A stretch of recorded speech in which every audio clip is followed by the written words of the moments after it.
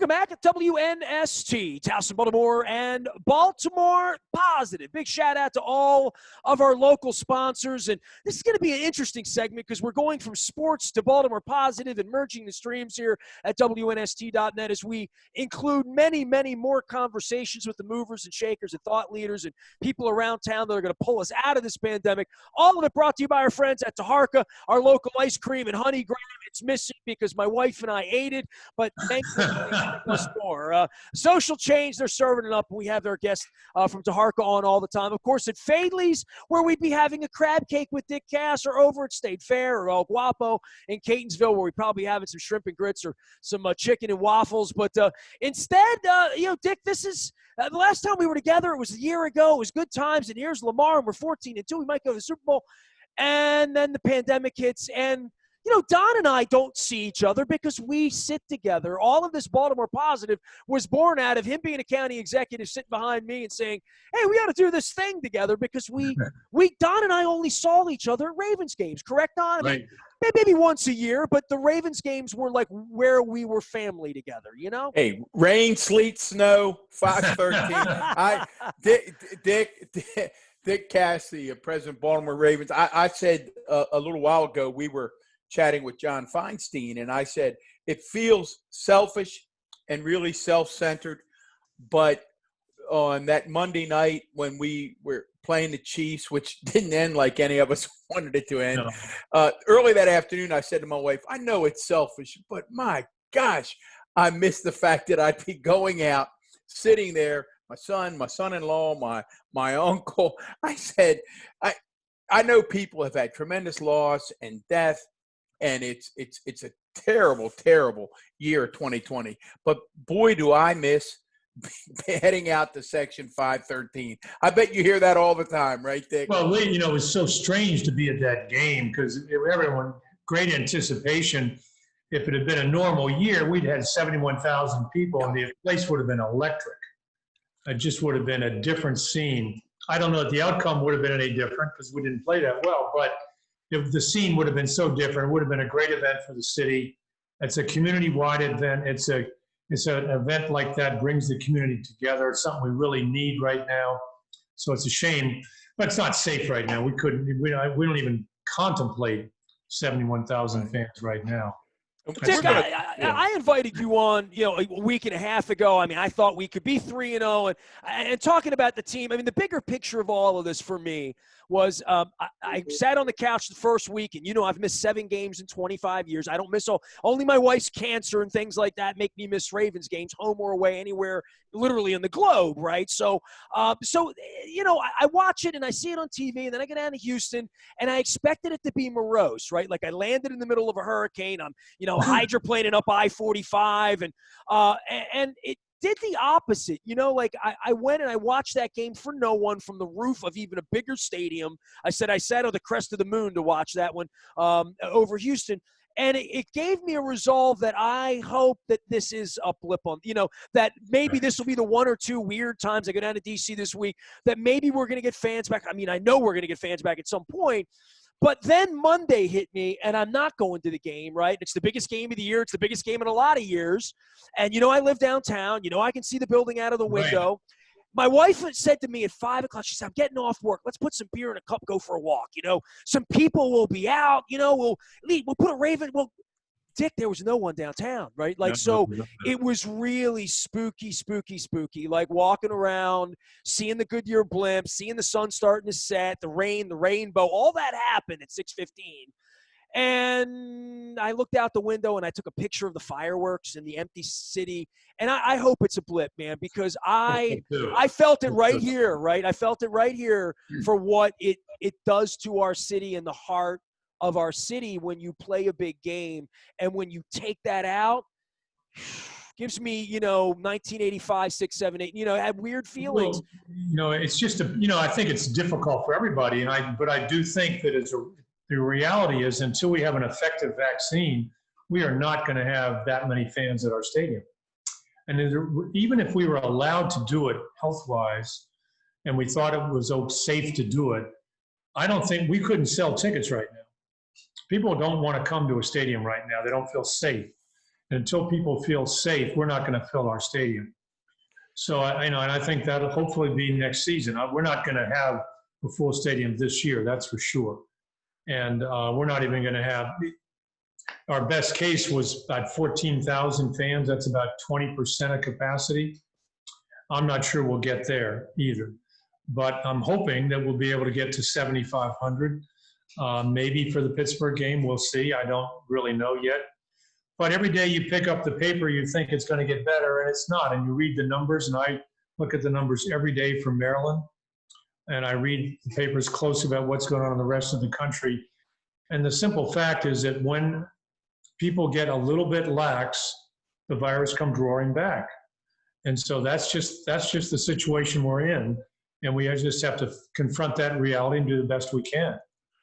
Well, Dick, I said to Nestor, we had your good buddy Kevin Byrne on not long ago, and I kidded Kevin.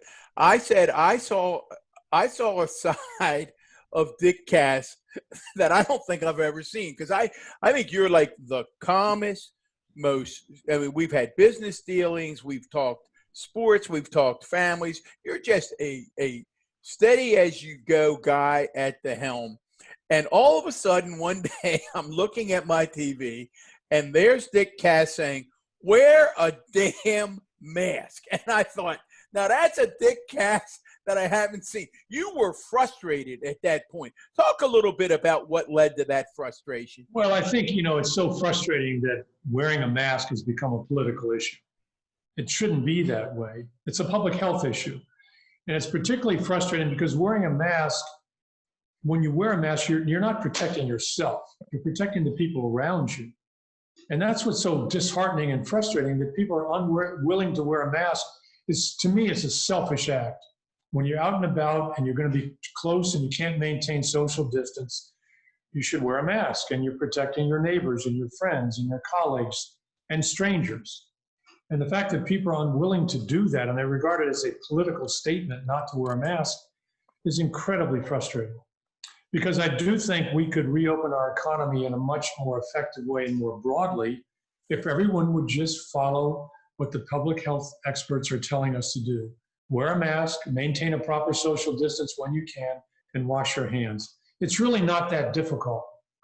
And we're not doing it. Enough of us are not doing it to really tamp down the virus to the point where the infection rate is very low and we can really effectively reopen the economy. So we'll get there, but it's probably going to take a vaccine. Well, Dick, Nestor has said, and again, if you're just tuning in, we have President of Baltimore Ravens, Dick Cass. Nestor said at the beginning of the baseball season, and then as we got closer to the NFL season, he was pretty pessimistic that none of it would work. And lo and behold, a few bumps along the way, baseball was able to make it work. NBA a little different because they went into the bubble. And then for the first 3 weeks, I was stunned when they would put out these numbers, 3,000 players, whatever it was, no positive test. And Nestor and I are communicating back and forth, and we're saying, wow, this thing is working. And then, boom, the Tennessee Titans. Give us the reaction. Peel the curtain back a little bit for us. Give us the reaction across the league when the Titans information hits. Well, it's a bit of a surprise because things have been going so well, but it's not surprising in reality because, when you go on a road trip, there's 140 people on the plane. You're going to a hotel, you're in buses together. And even though you follow the protocol, it just takes one guy who is, let's say, whether it's a staff member or a player who has children in elementary school somewhere. Your child goes to school exposed to all these people. They bring it home, and then you get it, and you're asymptomatic, and you're spreading it. And even though we do daily testing, there's still a 24-hour period where you can be together with other people transmitting it and not know you're doing that. And so that's why the testing is really useful and helpful and critically important. But you still have to wear a mask in the building, and you have to do all of that. And I assume the NFL will do a mini investigation and try to figure out, did all the Tennessee Titans actually wear a mask? And did they maintain social distancing in situations where they could have and they failed to do that? And that's why these tracing devices are so important and how effective it is. We can look every day, we can look at the tracing device printout on a computer and figure out who's had close contact with whom, and was it really necessary? Was it something that could have been avoided? And we talk to the people and say, look, you got to do a better job. And it's incumbent on all of us to wear a mask around the building. And when we go get our food, we have this crazy dining room. You guys have both been in our dining room, and now we've taken out all the tables and all the chairs, and we have a tiny little circular table with one pitiful little chair at it, 6 feet apart from the table next to it. And we have a line where plexiglass all over the place, and you point at the food, and someone hands you a box of food that you actually asked to have. So, by the way, which is completely the opposite of everything you designed the building to do, which was to bring people together. Literally. Well, I'm gonna say one of my favorite salad bars on the planet. So what you're saying is, I can't walk up to my favorite salad Dick, bar. I want to pull the curtain back as a Ravens historian. Maybe this is where I put the old John Ogden hat on that Eddie Carroll gave me up on the stage in New York back in '96 at the Feld Forum. But I remember the old Owings Mills, what was the police facility, up the road. I actually made a U-turn through Stevenson the other day, dropped my wife off over at Visionary Care. But I would say that building was the antithesis of having people be together because every room was as big as a closet, right? Yeah, so everything you designed a team to do that John would want, that Brian would have wanted, that Lombardi would have wanted, which is bring them all together so we all love each other. And, all of those, that's all been taken away, literally, right? It's been taken away. You really can't. A team meeting now is in 3 different rooms. So some people are watching John, whoever's speaking, on a screen, not in the room together, because we can't fit everybody. Even in our bigger auditorium, we can't fit everyone in there and have proper social distancing. So it's a very strange experience. I mean, I'm here in the building every day, but I really don't have that much contact with other people. We watch practice together, but apart. I don't go down and mingle on the side of the field with the players because that's just not appropriate in today's world. So everyone is socially distanced, even in the building. You have players you haven't really met, is what you're telling me right now. Some players I really haven't met. I mean, I wave and at that's them. unusual. I mean, I know how important it is to you. You're not the guy in the ivory. Right. I mean, I see you at every game and every. I mean, I physically see you as much as I see any player when I'm around. Well, it's important, I think, for our players to have a sense of the organization as people. It's not some different, people socially distanced and up in an office on the second floor, but it's really people, and they can see everybody and get to know everybody. Even if we don't speak that often, they still know who I am, and they know who I am, but it's very different. I don't interact with the players much at all this year. And that's true for everybody in the building, except for the coaches and the trainers and the equipment guys. And that's what's required. And that's what we have to do. And so it's strange for everybody. The socialization process is very different this year. But what's really hard on a lot of our employees, we have more than 50% of our workforce is not here. They've been working remotely since March. And that's very, very difficult. And it's just hard to bring everyone together. We meet in smaller groups by Zoom, and we have town hall meetings by Zoom. And when we had all the George Floyd business going on and trying to meet and talk to our employees about that, we had to do all that remotely. Otherwise, we would have been able to come together and talk as a group about it. So it's very hard, and but it's what every team is experiencing. So our experience is not unique, and the important thing for us is to do not get complacent about it. And the Tennessee situation is just a stark reminder for all of us how everything can change in a moment. We've had situations with false positives. We got a false positive before the Cleveland game. So people are already at the hotel because we tested Saturday morning. We got the results back Saturday evening. And someone on the staff had to be isolated. We looked at the computer, and then 2 other people who had been close enough to him also had to be isolated. And then 2 hours later, we get the results back they retested it, and everything's fine. But those are the kinds of things that are going to happen. So it's an unusual year, but we're adjusting well to it, I think, as a team. I think John's doing a great job of communicating with the players what we need them to do. And we're all communicating with each other about how important it is we comply with the protocol and pay attention. You probably noticed that 5 coaches got a fine of $250,000 apiece, and $100,000, and each of the teams got a $250,000 fine because their coach was showing up on TV with their mask down too often. So it's hard. Well, Dick Cass is here. He's our president of the Baltimore Ravens. And before I let Don have the floor again here, because I haven't seen you in 7 months, the pessimism that I had all summer that I'll wear proudly comes off the back end of, did we need football? And was it essential in any way for Lamar Jackson's mother to be exposed, or you, right? And I go back with, kidney events, and my wife's, has issues, and whether the families around, to your point, a kindergartner brings it home to a player.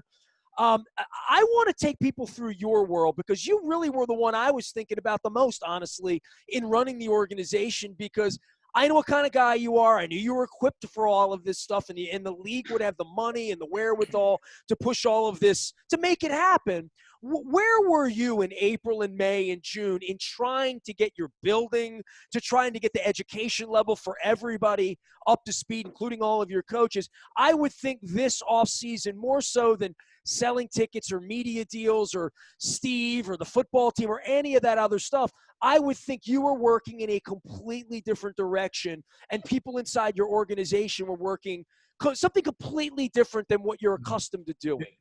You're absolutely right. I mean, we were here doing everything in a normal way, and then one day in March, on a Friday, March 13, I think it was, we decided we had to shut it down, and we'll be back. And we thought when we shut it down, and we really shut it down. I mean, no one was in the building. No one was allowed in the building.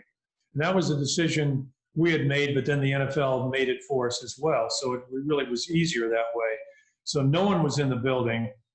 But we all expected, as everyone in Maryland expected, really, maybe the schools were out, but we expected the schools probably to get back into maybe May 1, worst case, June 1, we'd be back. And it just kept getting worse and worse and worse. So as the spring, and then we had the draft done remotely, and it became clear we were not going to be back in this building. In the best case, I really thought in early June, I really realized we're not going to be back together until training camp, best case, absolute best case. So we really shifted gears and said, okay, what do we need to do, and how are we going to do it? And we didn't have the protocol from the league at that point, but on our own, we started talking about how to do it. And the players, on the player side, our staff did a great job of doing things remotely. I mean, I don't know if this made a difference. I think it did, but we really even did conditioning programs remotely. A lot of teams gave up and said, it's not going to work. We did not, and we did remote conditioning. I think it's served us well so far. I think our players, when they got to training camp, were in reasonably good shape. And so we ramped up from there, but our whole focus was on keeping people healthy, getting the building ready. We made a lot of major changes to the building. We built a big tent on front of the building to expand our dining room. When you come out here, and I don't know if, Nestor, you ever come out here to watch practice briefly or during training camp, but we have a big tent on front of our building. We put the traditional tent on the back of our building. And then we also have a testing trailer in the parking lot. We set up lines so you drive into the testing. You don't get out of your car. You get tested in your car, your temperature taken. So if you had a temperature or conditions, you don't even come into the building. We had to change up the meeting rooms. We blocked out seats so everyone's 6 feet apart in all the meeting rooms. The locker room had to be expanded, and we put plexiglass up everywhere in between lockers. By the way, you wouldn't have been in business in the old building, right? No, well, we. I mean, where would you have put football players there? Like, there was no locker room. I think what would have happened, we would have brought in big tents and moved the locker room into tents. We would have tented that old practice field, the artificial surface. That would have been either one great big tent connected to each other, or, series of smaller tents. We would have had to have done everything in tents, heated them and everything. Well, I think one of my points all summer about you being a good football team and a great organization and all of this stuff, and when I realized we were going to play in August, not only did I realize, well, we're a pretty good team, so if we go 18 weeks, maybe we'll have a Super Bowl and we'll win. But the part for me was you're probably better equipped as an organization to stay safe because of the size of your place, because of the manpower you have, because you guys are just good at what you do. So I'm not shocked that you guys have pulled it off, but I think times 32, and I go back to the Marlins at the beginning of baseball. I think that's really it doesn't take much, does it? And it doesn't take much. Yeah, and your own organization, so much is riding on all of it, on every bit of it. It is, but what's really helped a lot in this whole situation is that the union and the league came together and negotiated detailed protocols, and they did it in a timely way. They took care of some economic issues that made a difference for everybody to sort of be willing to take the risk of opening up, start to pay players, start playing games. And we know we could get shut down. That could happen. The agreements all contemplate that happening. And there's some protection for the players and some protection for the team. So, one of the good things about COVID-19, I think, is that I think we have a league. Remember, we were negotiating the CBA right in the middle of this thing. And we sort of got the CBA done, and then COVID-19 hit. Then we immediately had to go back into negotiations to deal with COVID-19. And the good thing, I think there were some hard feelings coming out of the CBA negotiations, even though the agreement got done and was approved by a very narrow margin by the players. But I think the union and the league are in a much better place today. We're working very effectively together to deal with COVID-19. And I think that bodes well for the future. It really does. And that's been a very good thing. And as we're hit with the Tennessee thing, that requires more negotiations and trust between the union and the league. And that has really helped a lot too, because now there's trust. And so we can deal with this situation much more effectively. And I think everyone feels good about that. I think all of us I won't speak for everybody. I am surprised that it has gone as well as it has gone from the beginning of training camp through the first 3 weeks of the season. It's really gone remarkably well, and I'm knocking on wood when I say that. We've had a couple of positive tests around the league, but incredibly few in number. And because of social distancing, the tracking devices we use, it really hasn't caused anyone to shut down until now. And the shutdown will be temporary. They'll get over this. They postponed that, and they're going to have to reschedule that Pittsburgh Titans game. That will happen, and it's going to require other teams. It's going to affect other teams' schedules, including maybe us, right? And maybe us. Sure, yeah. And we'll find out later today or tomorrow how that's going to affect us. And so I think everyone, I think those are good developments. I'm more confident than I was in July that we can get 16 games in this year, and I think we can make that happen. There's going to be blips. We have to expect to have some positive tests, but we do have 16 people on a practice squad. We have the ability to protect some of them. So we'll work our way through this. I think we can, even if we have some positive tests. And the positive tests, like in Tennessee, from the reports I've read, it came from a coach initially, not from a player, probably from getting it at home from a kid. I mean, that's what's probably going to bring us all down. If anything does, it's going to be the kids back in school and bring it into the house. Because I think all the players and staff are being as careful as they can, and we're doing what we can. But it's a virus, and it's in the community. And until we get the positivity rate down to extremely low numbers, it's likely that staff and players are going to get it at home and bring it back. And as you indicated at the beginning of the interview, Dick, unfortunately, you follow the metrics. It now looks as if across the nation that second spike is truly beginning. So it's not going to get easier for everyone. I don't know if it's a second spike or it's just continuing. Some of the states were not hard hit the first time. Then they opened up the college and university. They bring a lot of people back. It spreads in those communities.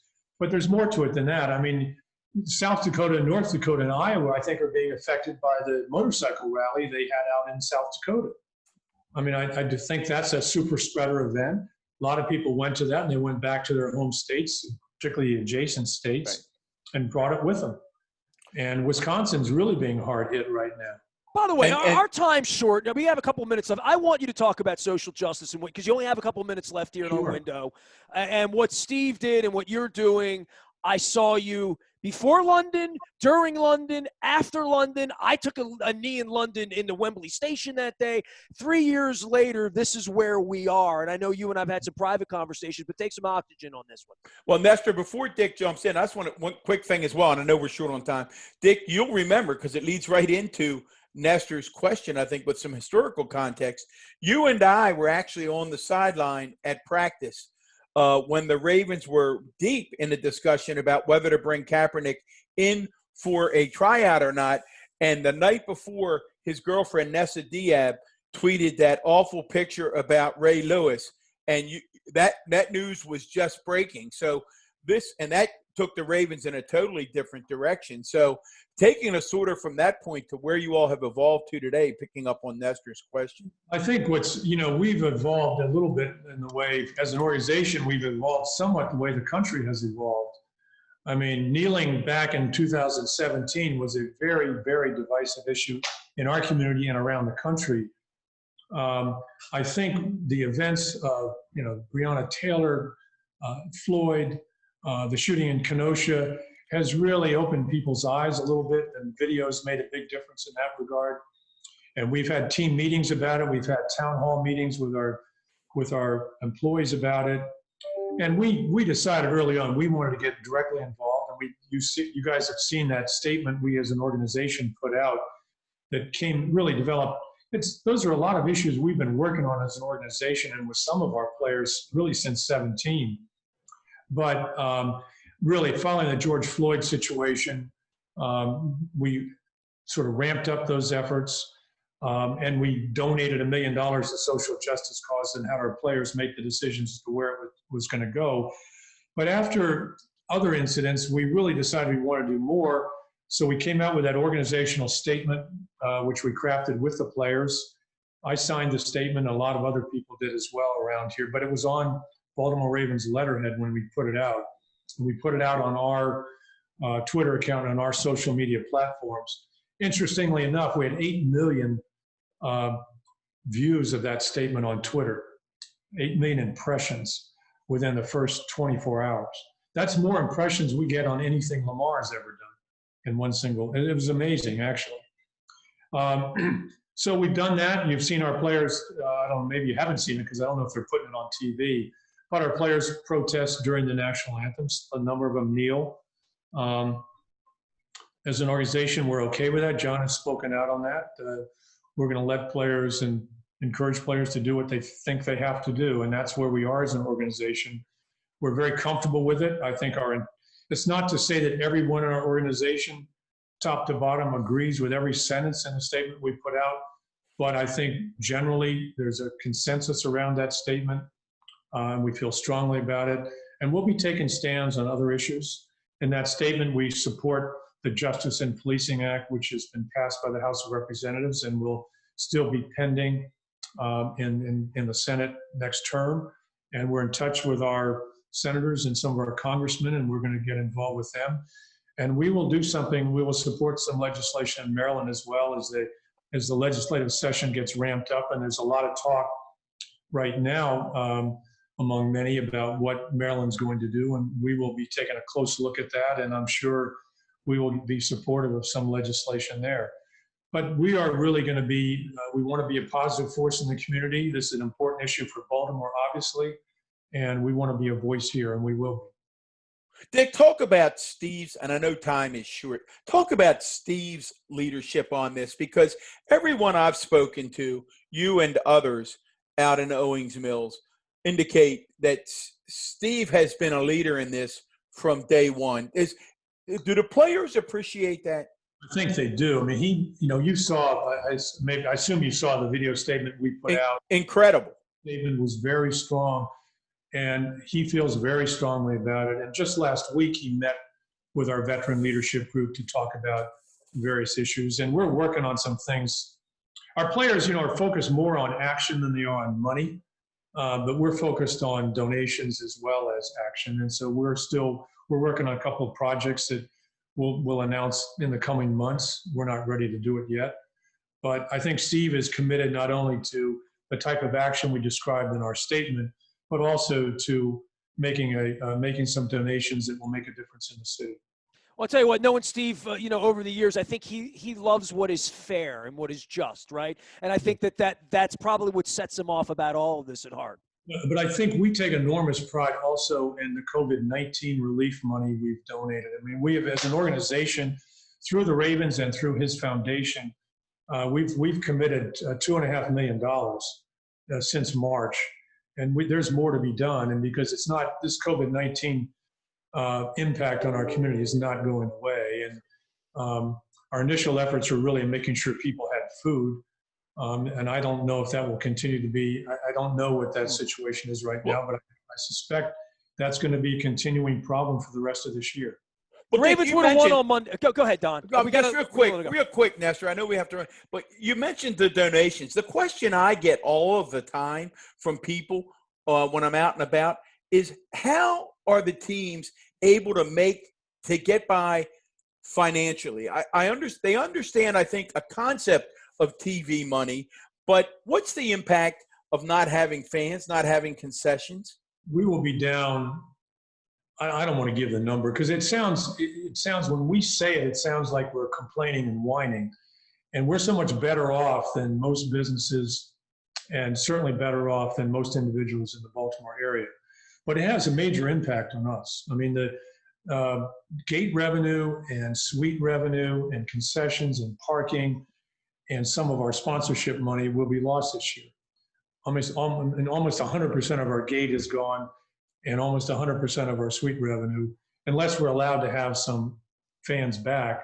But even if we do at 7,500, that's 10%. And we've already lost the preseason games. We've already lost 2 home games, and it's not going to change for Cincinnati, our 3rd home game. So, so we're going to lose millions and millions and millions of dollars of revenue.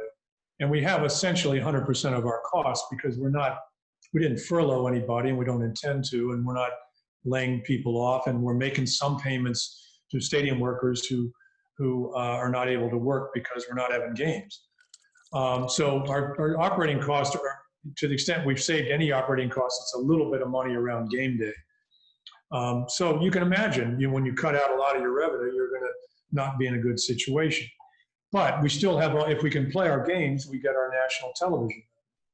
And if we can get that revenue, and if we don't play our games, we don't get that revenue. So that's why playing the games is so important to us from a financial standpoint, even if we don't have fans. But not having fans is a big deal financially. Dick, go ahead and knock on wood again. And, we would have done 30 minutes just off the Chiefs game if it would have gone better. But instead, we've learned a lot. Wash your hands, stay safe, keep everybody out there safe, okay? One game. You got, it's a long season. It's a real grind. It's a disappointing result, no doubt. But you can learn a lot from that loss. And, we're still going to have a great season, I think. And no one around here we don't have our head. You have your head down Monday night, you have your head down Tuesday morning, and then say, stop your whining, stop your complaining, get back to work. We got a game on Sunday. That's a great thing about the NFL. You can't feel sorry for yourself. You just keep going. It makes me very sad to think that I have said, let's go beat for the last time. The football I can't say that team. word anymore. So, I've broken the rule a couple of times this week. But, Dick, deep in my heart, there's tremendous disdain for all things that about their existence. So, please, 3-1, okay? Here we go. What I understand about the Washington football team is they are a good team. They're going to be a big, hard win, and we got to go win. After the game, maybe something else, but we got to play it. For the honor of Maryland, Dick Cass. There he goes, Ravens president Dick Cass. Very generous with the time in the window in the middle of the season. Don Moeller, former Baltimore County executive, is our partner. We are merging all things sports at WNST.net, AM 1570 Towson, Baltimore, with the new project, Baltimore Positive. Stay with us. The mantra we have this year out at the facility, stay positive, test negative. There you go. There you go. And we'll sign off with that. Yeah, guys.